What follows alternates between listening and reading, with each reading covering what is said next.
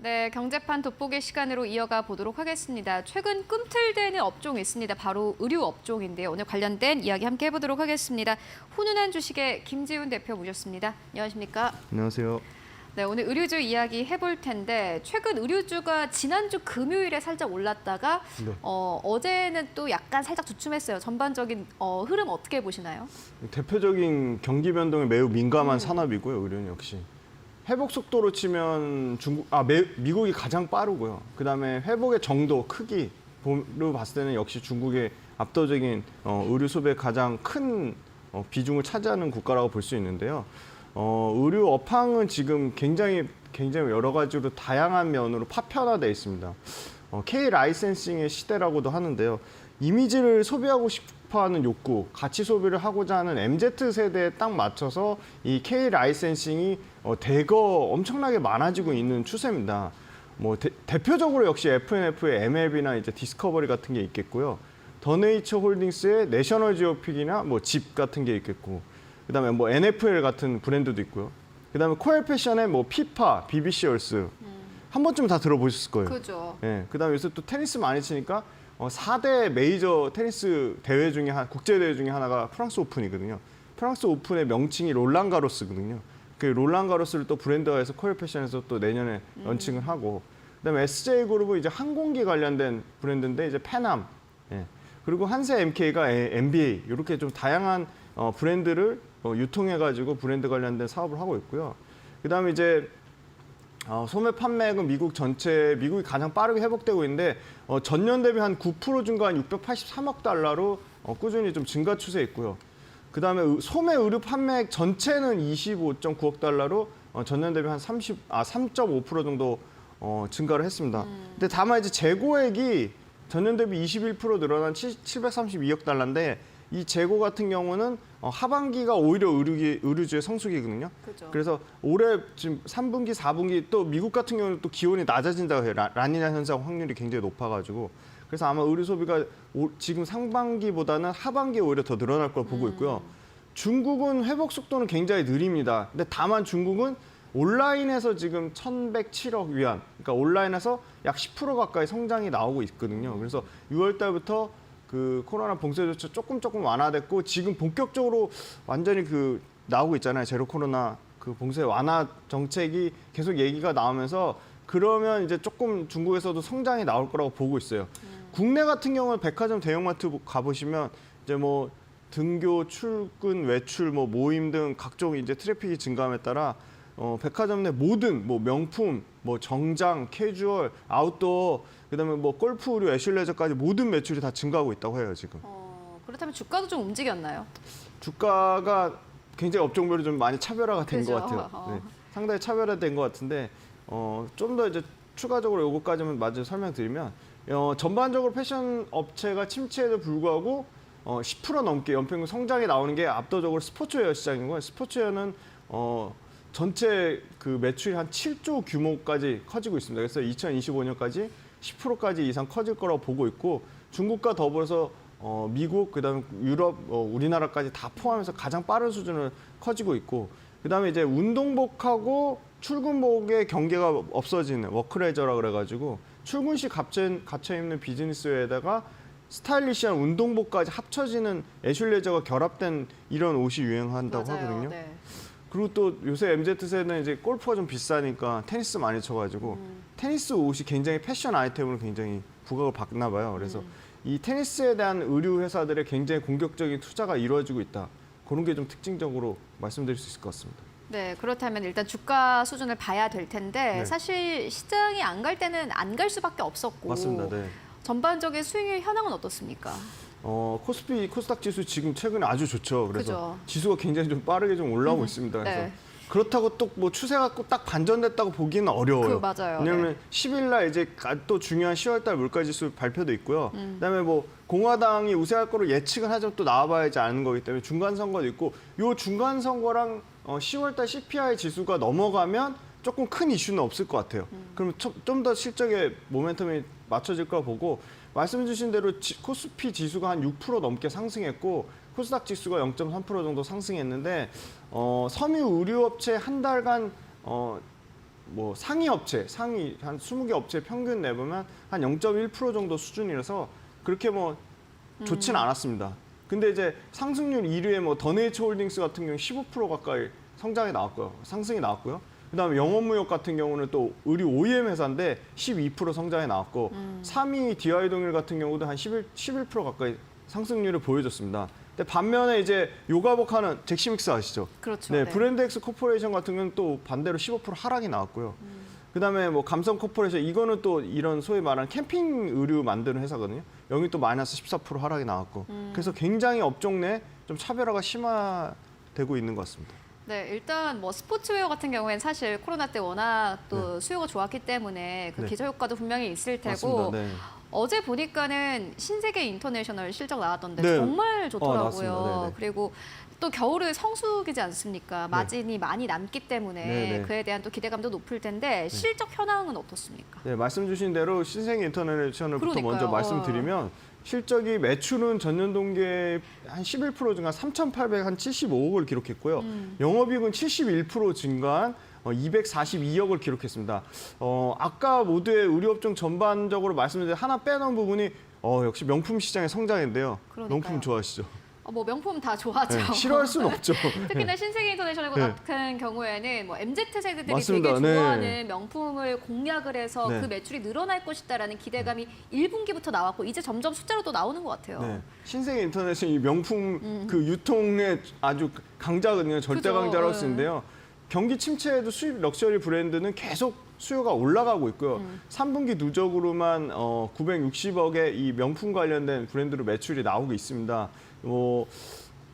매출 관련돼서 뭐 소위 말하는 뭐 어그, 보부 같은 뭐 수입 브랜드도 있고요. 그다음에 이제 뭐 크로마츠, 알렉산더 왕 같은 명품 브랜드에서도 뭐 매출이 2자릿수 넘게 성장이 나오고 있어서 유통 쪽은 이 의류 유통 쪽 관련돼서는 계속 좋고요.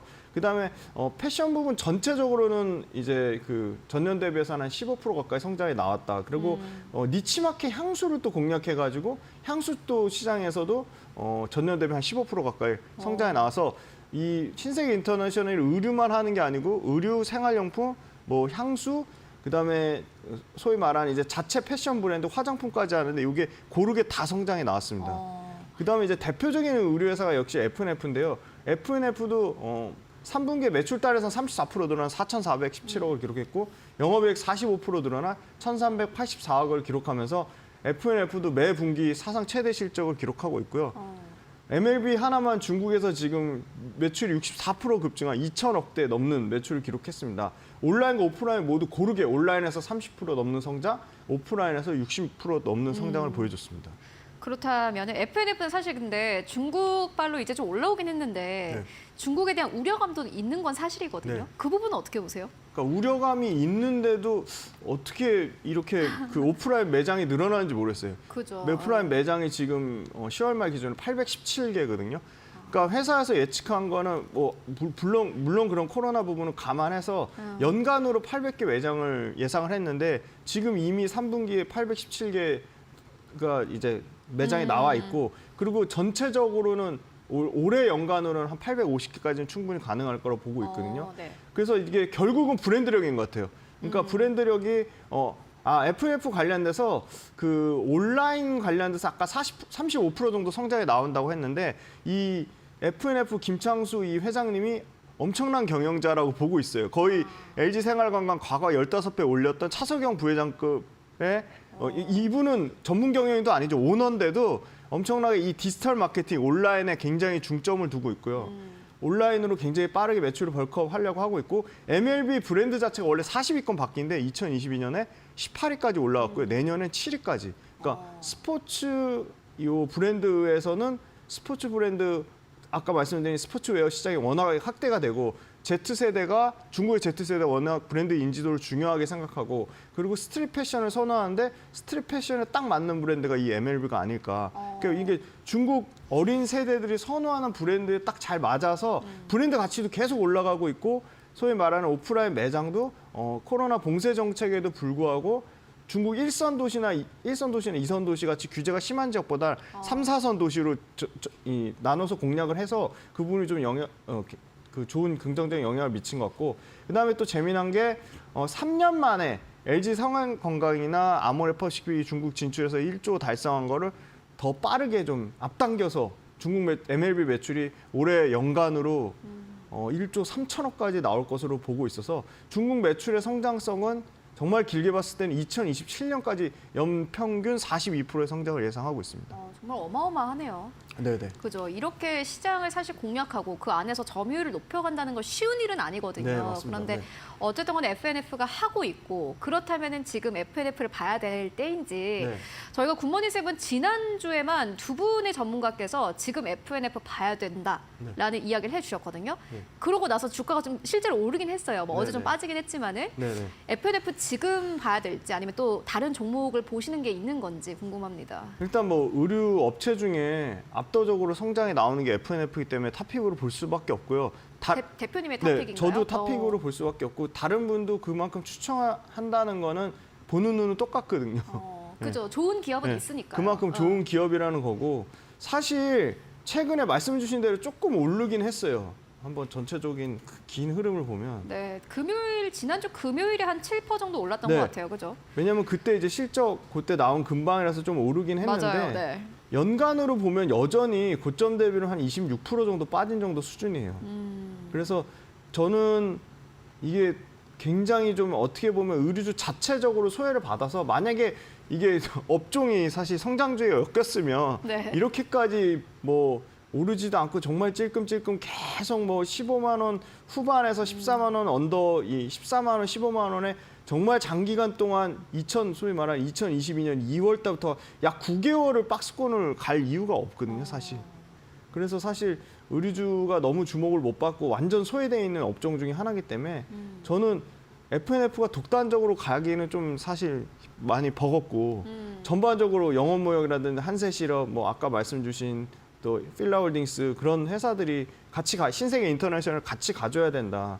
근데 다만 좋은 거는 최근에 FNF는 그 사실 자금 여력이 좋지 않은 기관에서 계속 꾸준히 사고 있거든요. 그래서 기관이 사고 있는 매수 조금 최근 평균 가격이 보시면 좀 한 14만 원, 14만 한 5천 원 정도 수준이에요. 네. 그러니까 지금 현재 가격하고 큰 차이가 없고 외국인 같은 경우는 좀 더 싼데 한 14만 원 정도거든요.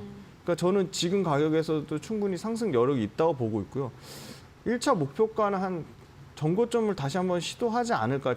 주시장이 아까 말씀드린 큰 이벤트 중간 선거하고 10월 CPI 지수가 없어지면 다시 철저하게 기업의 펀더멘털로 돌아간다 치면 FNF는 이렇게 실적 잘 나는 회사인데 더 이상 주가가 소외받을 수 없다고 생각하고 그래서 저는 지금 가격대에서 뭐 지금 딱 현재가 기준으로 뭐 한 3% 5% 정도 조정 나오면 사볼만 하고 목표가는 한 19만 3천 원 현재 가격에서 일단은 짧게 20%고 장이 회복되면 20만 원 이상 갈 수 있다고 보고 있습니다. 그런데 이제 FNF가 저희가 앞서서 이야기를 했던 것처럼 지난주부터 계속 좋은 이야기만 했기 때문에 네. 부담감은 없는 건지 그것도 좀 궁금하거든요. 부담감은 경기 위축에 대한 부담감도 네. 있을 수도 있을 것 같아요. 네, 경기 위축에 대한 부담감은 있을 수 있을 것 같습니다. 근데 네. 그게 실질적으로 매출에 반영되는 거는 올해보다는 내년인데요. 근데 일단 내년에 일단 예측치로는 매출과 이익이 내년에도 30% 성장한다고 보고 있거든요. 그래서 만약에 사실 매출과 이익이 줄어들려면 FNF의 브랜드 가치가 떨어져야 되는데 네. 지금 브랜드 가치가 올라가고 있는 추세에 있기 때문에 매출과 이익으로 정점을 찍은 게 아니에요. 그러니까 필라홀딩스가 작년에 매장 2,000개로 한 3조 9천억까지 매장이 실적이 나왔는데 FNF는 이제 1조 돌파했으니까 네. 어떻게 보면은 실적 감소의 우려는 조금 과도하다고 보고 있습니다. 그렇다면 이외에는 볼 종목은 없을까요? 네, 이 코엘 패션이라는 회사인데요. 이 회사는 공장이 없고요. 브랜드 유통만 하는 회사예요. 원래 언더웨어 관련된 뭐 레포츠 관련된 브랜드만 한 30개 가까이 라이센스를 갖고 유통해가지고 이 회사도 FNF처럼 브랜드는 없는데 마진율이 20%가 넘는 엄청난 고마진 의류 회사들 마진이 10%가 안 돼. 한 6%, 7%대라고 보시면 되는데 굉장히 높은 마진 갖고 있고 이제 그 언더웨어 갖고 조금 부족하니까 뭐 캘빈 클라인, DKNR, 골프 등 정상가 판매보다 더 높게 받는 고마진의 프리미엄 브랜드를 유통을 하기 시작했고, 그다음에 언더웨어 비중을 낮추고 의류 레퍼츠 쪽으로 비중을 높이면서 굉장히 그 소위 말하는 다각화하고 있다. 그래서 이 회사도 매출과 이익이 꾸준히 뭐 20%씩 성장하는 회사고요. 가장 핵심은 이제 아까 말씀드린 프랑스 테니스 오픈 브랜드 롤랑 가로스, 그다음에 이제 BBC 얼스, 그리고 마지막으로 그 친환경 이 아웃도어 관련된 아우어 플레이스, 이런 세 가지 브랜드가 전부 올해 하반기, 내년 초반, 내년 상반기 계속 이렇게 브랜드가 계속 새로운 게 업데이트가 되거든요. 네. 그게 얼마나 잘 팔리냐에 따라 좀 달라질 것 같고, 주식 유동성, 이렇게 소위 말하는 유통 비중이 25% 미만이에요. 그래서 굉장히 조금만 탄력받으면 굉장히 가파르게 올라갈 수 있는, 네, 그렇게 보고 있습니다. 네, 알겠습니다. 코엘 패션 그리고 FNF까지 함께 이야기 나눠보고 왔습니다. 지금까지 훈훈한 주식의 김지훈 대표와 함께했습니다. 고맙습니다. 감사합니다.